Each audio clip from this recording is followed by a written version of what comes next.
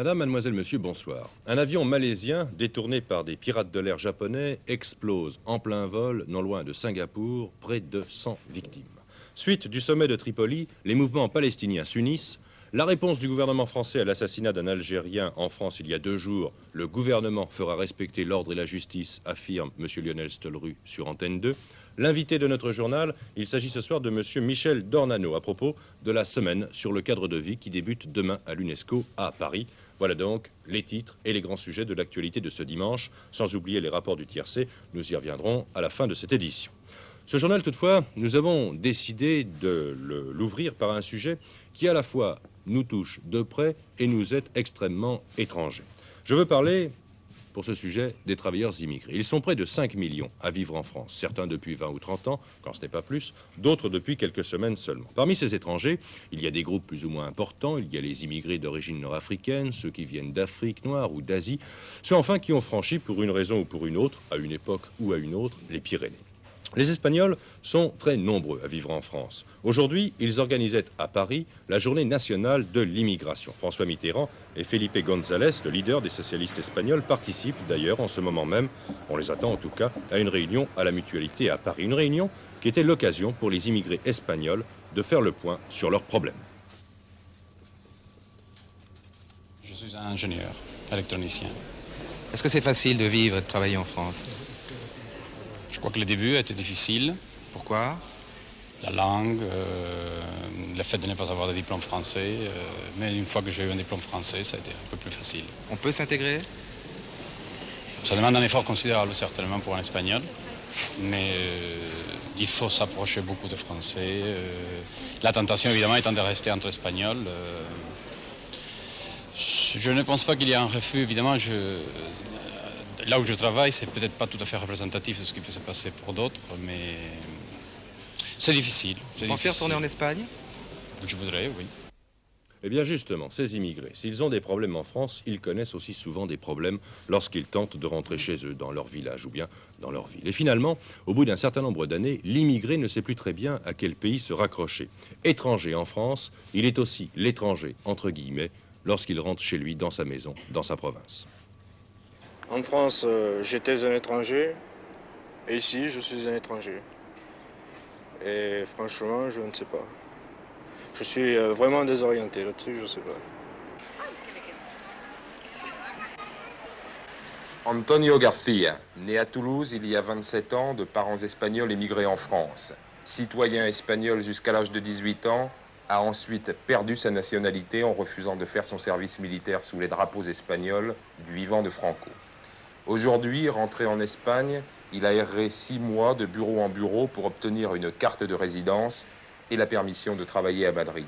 Le cas n'est pas unique, il prouve l'absurde d'une situation qui fait d'un Espagnol un travailleur immigré chez lui. En tant que Français, je crois que je suis mieux considéré qu'un Espagnol. Et pour moi, c'est positif, seulement... C'est une situation fausse. C'est une fausse situation, exactement. L'émigration qui vide les villages, c'est depuis plus de 20 ans une plaie sociale de l'Espagne. La Alberca, à 30 km de la frontière portugaise, a perdu le quart de ses habitants au cours des 10 dernières années. Ne restent ici que les femmes, les enfants et les vieux. Car cette émigration-là vers la France essentiellement ne concerne que les hommes en âge de travailler. Les familles attendent le retour du père 2 fois par an, l'été et à Noël. Il y en a beaucoup de villages, de personnes parties. Pourquoi? Parce qu'ici, il n'y a pas beaucoup de travail. C'est pas un problème à travailler ici. Il n'y a pas de travail. Et quand les gens reviennent aujourd'hui, ils reviennent à la Alberca ou ils vont dans d'autres villes d'Espagne? Non, non, ils se vont à Barcelone ou voilà, pas le nord. Ils ne restent pas à l'Alberca? Non, non. Ceux qui rentrent définitivement ne se reconnaissent plus dans le village qu'ils ont quitté. Ils vont grossir les banlieues ouvrières et allonger la queue qui se forme chaque matin dans les agences de l'emploi. L'Espagne compte déjà près d'1 million de chômeurs et le retour définitif des émigrés qui s'accélère avec la crise économique au rythme des mesures prises par les anciens pays d'accueil prend l'Espagne de court. C'est un nouveau cheval de bataille syndical. dernièrement. L'année passée, par exemple, plus de 100 000 travailleurs sont revenus de l'émigration vers l'Espagne. Eh bien, nous nous retrouvons aussi avec un manque de prévision, un manque de planification de la part des gouvernements, n'est-ce pas, du régime de Franco, et même les deux derniers gouvernements, en y incluant celui qui est en place. Mais est-ce que, par exemple, les devises que ces travailleurs envoyaient n'auraient pas pu servir à créer des postes de travail? Ce sont des millions de pesetas qui sont revenus chaque année et qui, comme vous le savez, vous devez le savoir, cet argent a servi à équilibrer les déficits des balances de paiement, les balances commerciales de ce pays. L'effort économique que les émigrés ont fait pendant ces 20 années a été énorme pour l'économie espagnole, malheureusement. Cet argent, en effet, n'a jamais été, et ceci aurait dû être dans le cadre d'une planification, justement, non seulement d'une politique de l'immigration, mais en prévision d'une politique du retour, aurait dû être investi dans des zones, dans des industries, dans des secteurs d'activité bien précis, en vue de créer, justement, des postes de travail pour, le jour venu, pouvoir réinsérer dans la société espagnole tous ces travailleurs qui, finalement, ont été les producteurs de cet argent, les producteurs de cette richesse, de ce capital. Et ceci n'a pas été fait. L'attitude de pays qui, comme la France, ferment leurs portes à l'immigration choque l'administration espagnole. Elle oppose à Paris fermeté diplomatique et principes humains.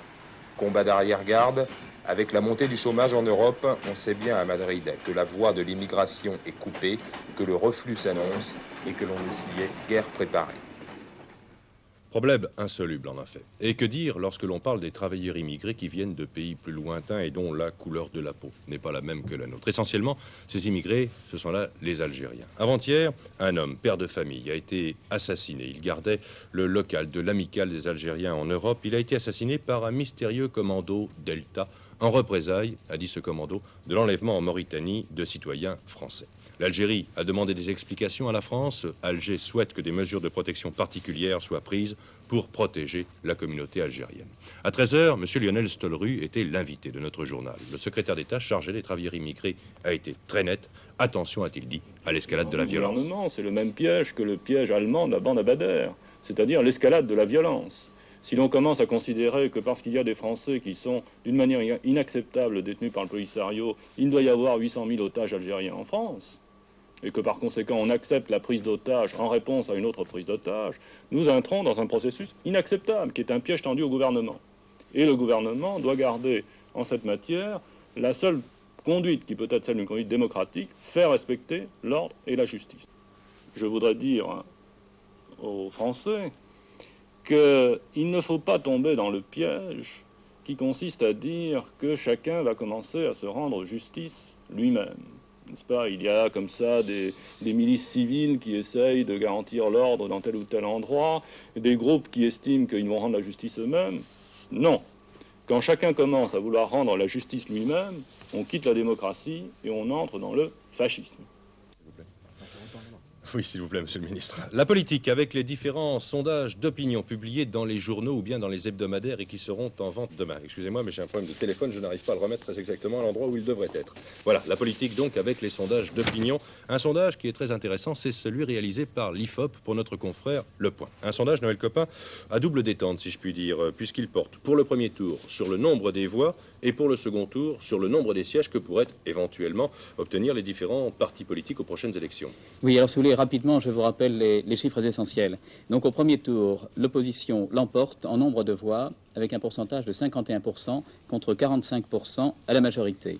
Au deuxième tour, par contre, c'est la majorité qui l'emporte en nombre de sièges, 242 sièges contre 231 à l'opposition de gauche, dans l'hypothèse où il y aurait un seul candidat de la gauche. Mais sa victoire serait plus nette s'il y avait deux candidats de la gauche qui s'opposent, 274 sièges pour la majorité donc contre 199 à l'opposition.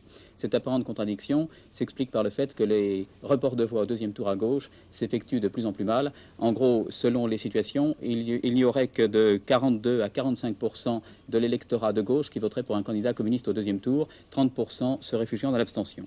Je suppose que les partis politiques français, qu'ils soient de droite ou de gauche, vont tirer des conclusions de ce sondage.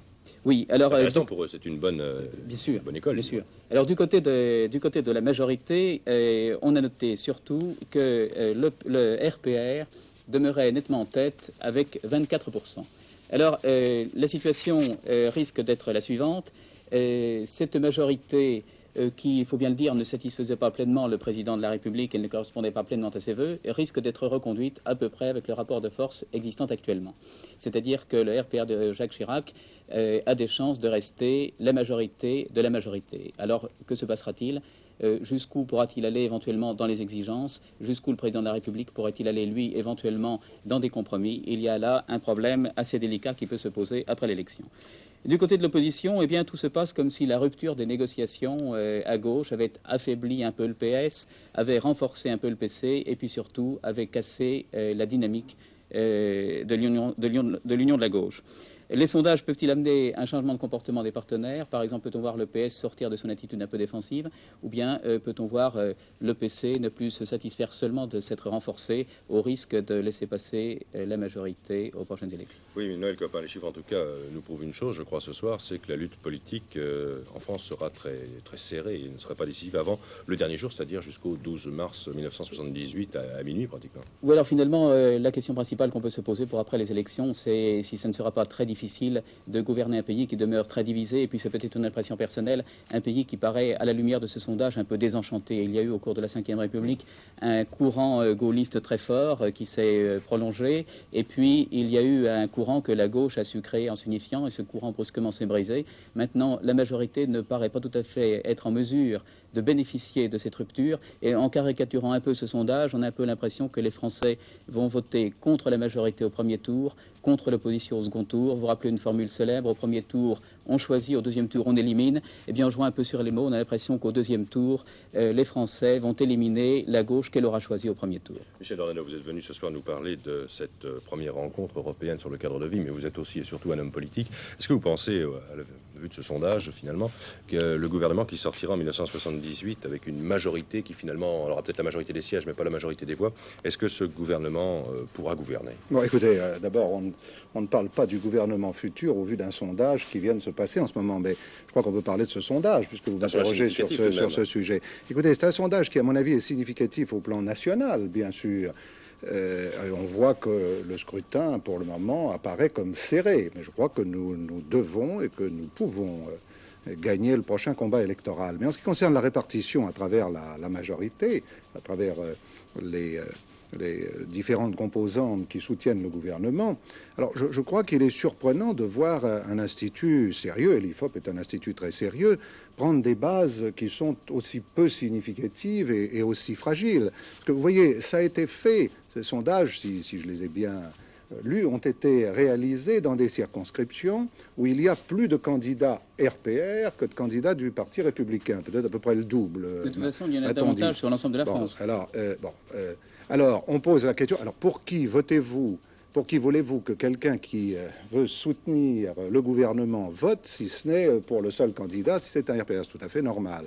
Mais il n'y a pas un choix qui est donné là à tout le monde entre plusieurs mouvements. Je vous dirais que c'est un petit peu, ça me fait penser à la vieille histoire de la maîtresse de maison qui offre le café à ses invités et qui leur dit un sucre ou pas du tout. On ne saura jamais qui aurait pris de sucre. Enfin, tout de même 13% pour le parti du président de la République. S'il y a la moitié de candidats, ça se comprend. Par conséquent, attendant, on ne pourra, pour le moment, on ne peut procéder à des sondages qu'au niveau national. Ceux-là ont une signification. Les intentions de vote pour tel ou tel parti. Alors, il y a des sondages qui sont faits là-dessus, on les voit. On ne pourra procéder aux sondages entre les candidats que, je dirais, au dernier moment et quand tous les candidats seront connus. Sinon, nécessairement, ceux qui sont sortants sont ceux qui, à l'heure actuelle, paraissent avoir le plus. Monsieur le ministre, quand même, en dépassant alors les conditions de ce sondage lui-même, tous les sondages montrent que la France en est toujours à peu près à 50%, 50%. Or, dans la crise économique qu'elle traverse, dont elle n'est pas encore sortie, est-il possible d'agir et de gouverner sans avoir ce qu'on a appelé un large consensus? Écoutez, je crois que la première des choses qui va compter pour le moment, ça sera la victoire des partis qui soutiennent le gouvernement. C'est pour ça que nous combattons, c'est ça ce qui m'importe, parce que nous savons très bien que sans cela, on ne pourrait pas gouverner. Or, je vous demande d'observer qu'à l'heure actuelle, nous gouvernons. Nous avons une situation qui est celle que vous décrivez, et en ce moment, il y a un gouvernement qui est cohérent, des ministres qui sont issus de différents partis, toutes les formations qui soutiennent le gouvernement. Vous n'en voyez pas de dissension. Ce gouvernement gouverne, il prend des décisions, ces décisions sont appliquées, et j'ai le sentiment que les Français ont le sentiment d'être gouvernés. Et ce consensus vous paraît satisfaisant à l'intérieur même de la majorité? En ce moment, c'est comme ça. Par conséquent, il faut prendre les choses comme elles sont. Donc, après les élections, nous verrons ce que seront les résultats des élections, mais pour le moment, il est démontré qu'un gouvernement comme celui-ci peut gouverner et gouverne. Pardon. Non, M. Dornano, n'oublions pas tout de même que vous êtes ministre de la qualité de la vie, de l'environnement. Alors demain, vous allez prononcer le discours d'ouverture, disons, des premières rencontres européennes du cadre vie. Il s'agit d'un symposium, d'une réunion, d'une conférence de plus, ou est-ce que vous attendez quelque chose de très concret de cette réunion? Non, il s'agit de quelque chose, je crois, de tout à fait différent. C'est une initiative du président de la République. Je dirais que ça n'étonnera personne. Le président de la République avait déjà pris des initiatives de ce genre du temps où il était ministre de l'économie et des finances. Vous savez combien il est préoccupé par le cadre de vie, l'environnement des Français. C'est lui qui a arrêté à Paris les tours, les voies express, tout ça. Alors là, nous allons réunir à partir de demain et pour 3 jours 1 millier de personnes. En dépassant les structures des gouvernements, on a appelé des gens qui viennent de tous les pays d'Europe occidentale et qui sont des gens qui ont des responsabilités dans la vie quotidienne, le cadre de vie des Français. Il peut y avoir des hommes de gouvernement, des architectes, des urbanistes, des assistantes sociales, des responsables de quartier. Et on a demandé à tous ces gens-là non pas de venir parler, mais de venir montrer ce qu'ils ont fait, chacun dans leur pays. Cette préoccupation du cadre de vie, elle est européenne. On voit bien que maintenant, les Français, et je dirais les Européens, qui ont dépassé le moment du besoin matériel le plus urgent, ils veulent maintenant une qualité qui soit différente de celle qu'ils avaient. Mais rapidement, dans ce domaine, la France aura surtout à apprendre pendant ces 3 jours, ou pourra-t-elle donner des conseils aux autres? Je crois que la France pourra et apprendre et donner beaucoup de conseils. Il s'agira de voir comment on refait nos centres de ville, comment on aménage le temps, comment on aménage aussi la vie sociale à travers les villes et à travers les campagnes. C'est tout ça qu'on va parler en montrant ce qu'on a fait. Merci. Un avion malaisien s'est écrasé cet après-midi non loin de Singapour. À son bord se trouvaient 93 passagers et 5 membres d'équipage. Il n'y aurait pas de survivants. Selon les informations que nous connaissons actuellement, l'accident se serait produit alors que l'appareil était détourné par un commando de pirates de l'air. Ce commando appartiendrait à l'armée rouge japonaise. C'est tout ce que l'on sait pour l'instant. Au Proche-Orient, la détente est réelle désormais entre Israël et l'Égypte. Un signe ne trompe pas. Alors que depuis 30 ans, les communications téléphoniques étaient interrompues entre Jérusalem et le Caire, elles ont été rétablies pour tout le monde ce matin. Égyptiens et Israéliens peuvent donc maintenant dialoguer. Pendant ce temps, le sommet arabe de Tripoli continue de suspension de séance en suspension de séance. À 20 h, les délégués devaient se retrouver. Un seul élément nouveau, les différents mouvements palestiniens ont décidé de se réunir sous une même bannière. Abouaya, le lieutenant de Yasser Arafat au centre, avec à sa droite Georges Habash, à sa gauche Naïef Awatmé. Abouaya annonce qu'une plateforme politique interpalestinienne a été adoptée. Cette plateforme, et c'est là la surprise, scelle la réconciliation entre les différentes organisations de libération de la Palestine. Elle comprend 6 points et elle s'oppose formellement à toute conférence, y compris celle de Genève. À la fin de la conférence de presse, Abouaya prend les mains d'Habash et d'Awatmé. Il y a longtemps que les Palestiniens ne s'étaient pas montrés aussi unis. Cette nouvelle stratégie palestinienne est au fond le seul résultat concret pour l'instant que Kadhafi et Boumedienne ont réussi à obtenir. Elle doit être soumise en fin de soirée au chef des délégations, mais il n'est pas sûr du tout qu'Hafez el-Assad, le président syrien, l'accepte. Jusqu'à présent, le Syrien s'est tenu en retrait et a réussi à éviter au cours du sommet Tripoli d'engager formellement son pays dans le camp des Arabes du refus. Yasser Arafat, quant à lui, franchit le pas. La plateforme adoptée aujourd'hui par tous les Palestiniens signifie une position beaucoup plus dure de l'OLP par rapport aux positions égyptiennes.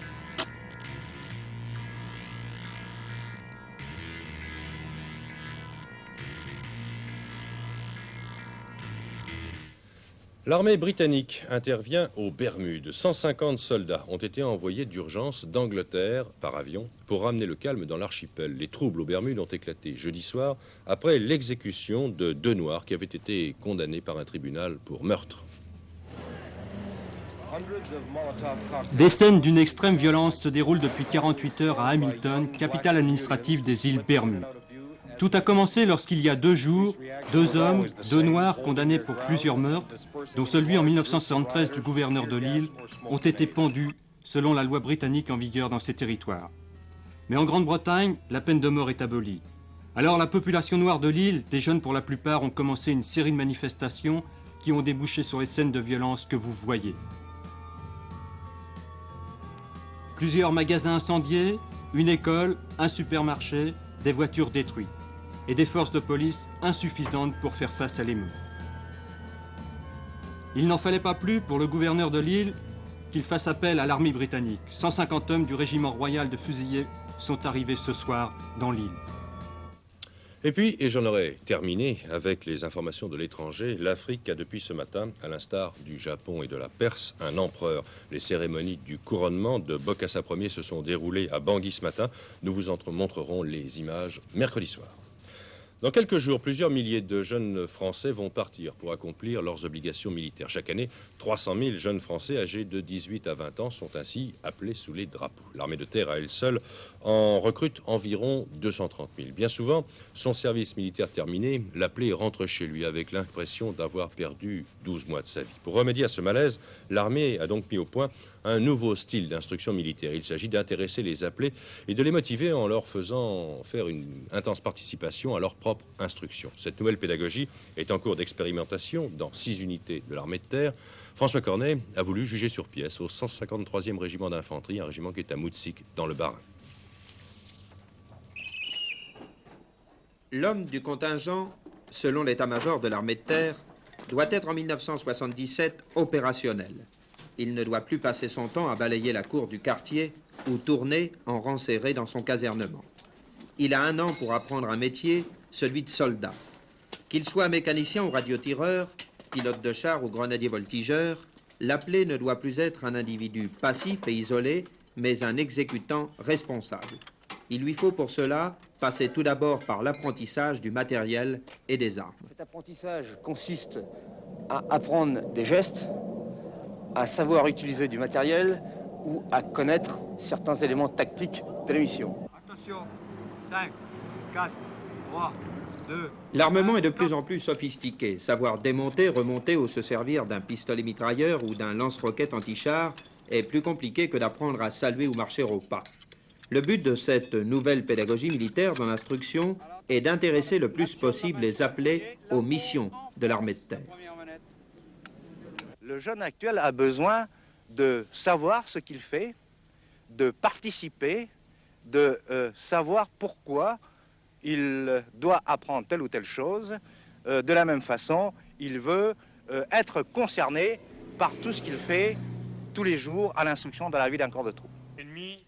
L'armée, après l'entreprise, a découvert les vertus de la motivation du personnel. Elle demande aujourd'hui au contingent de participer plutôt que de subir. Avant chaque mission sur le terrain, la section se transforme en petit état-major. Chacun peut donner son avis sur la façon de tendre une embuscade ou réduire une résistance. On va passer en bataille dans le village vu que le terrain déjà n'est pas tellement bien accessible.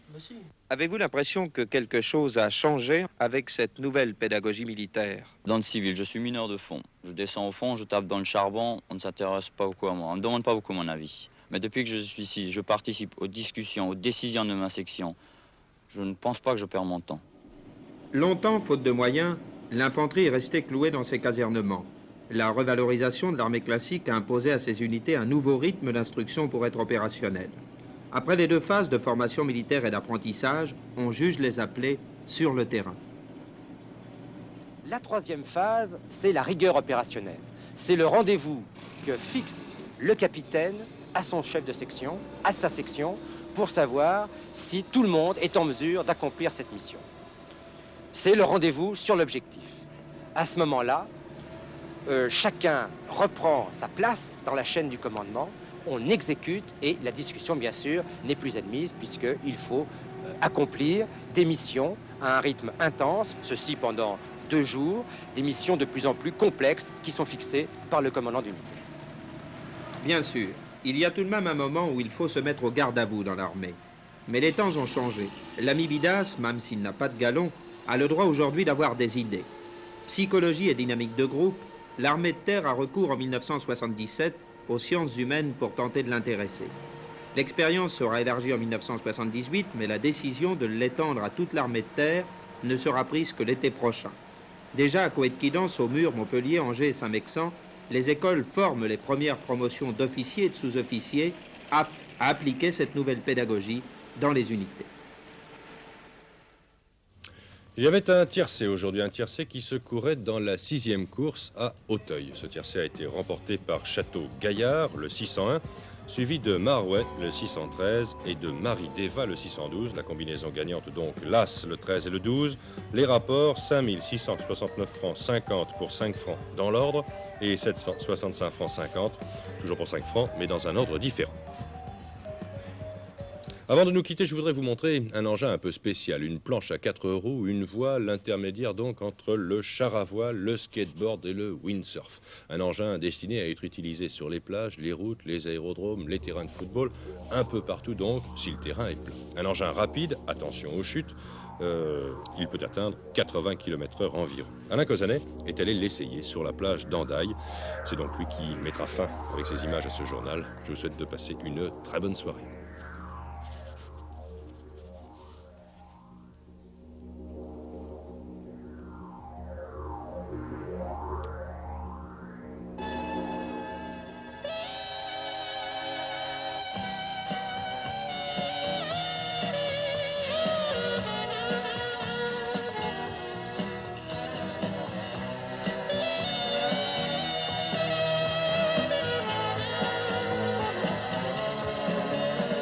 One morning comes and you're still with her. On the bus and the tourists are gone, and you've thrown away your choice and lost your ticket, so you have to stay on.